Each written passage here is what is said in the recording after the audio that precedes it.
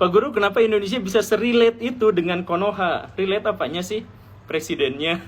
Iya, kalau soal presidennya saya juga nggak tahu kenapa relate banget gitu ya. Yang pertamanya pendiri Konohanya itu adalah Pak Karno gitu ya. Kemudian yang keduanya dari militer itu adalah Pak Harto. Kemudian berikutnya dan seterusnya gitu ya. Sampai ada Ibu Megawatinya yang juga mirip dengan Sunade dan sebagainya dan sebagainya. Tapi sebenarnya ini masuk ke dalam kategori kebetulan. Bagaimanapun ini kebetulan. Maksudnya coba gini, sebenarnya kita bisa menganggap bahwa itu relate karena kita coba cari-cari kesamaannya. Kalau misalkan kita cari-cari perbedaannya, itu ada jauh lebih banyak perbedaannya. Misalkan, presiden pertama kita itu adalah Bung Karno yang ahli pidato. Sedangkan di Konoha itu, Hokage yang pertamanya itu justru sangat tidak jago untuk pidato, sangat kurang dalam diplomasi, bahkan cenderung untuk mengalah. Misalkan yang seperti itu. Kalau misalkan mau dihubung-hubungkan dengan itu gitu ya.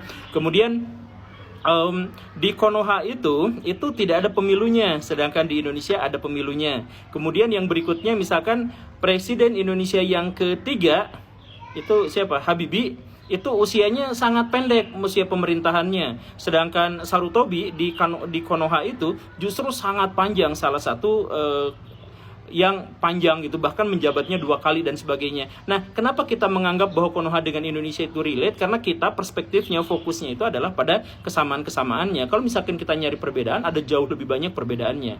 Ini mirip dengan kasus di Amerika Serikat dulu. Ada kemiripan antara John F. Kennedy dengan Presiden Lincoln. Maaf.